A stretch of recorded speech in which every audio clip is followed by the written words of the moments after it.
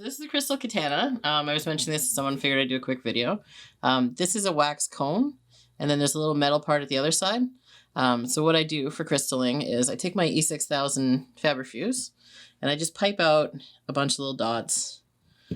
And the size depends on the size of the rhinestone. You want enough that it kind of comes around the edges a little bit, just because that makes it the most secure. So what you do with this, and you have to make sure you're not getting glue on this side, or you have to kind of scrape it off. But you use this to pick up the rhinestone, then stick it in the glue.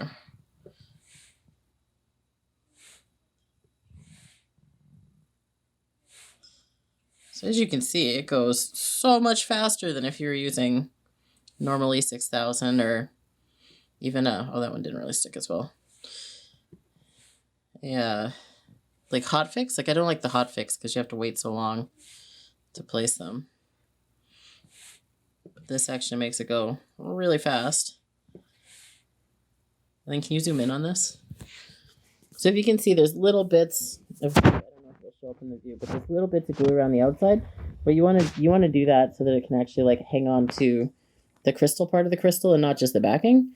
Now the other part of this little metal pin, so if I wasn't quite happy with the placement, I'd use this to just adjust it, and that helps keep the glue off the wax. Now if you do have glue on the wax, you can just wipe it off, and then once it's dry, just kind of scrape it, like you can sharpen it basically. But yeah, that's how I use my crystal katana. It makes things a lot faster, and hope that helps. So here's a dress I crystalled a few months ago, and I just want to show you, like, you can, like, really just wail on it and nothing's coming off of that, you know?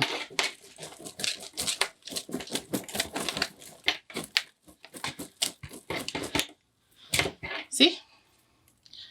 So yeah, it sticks.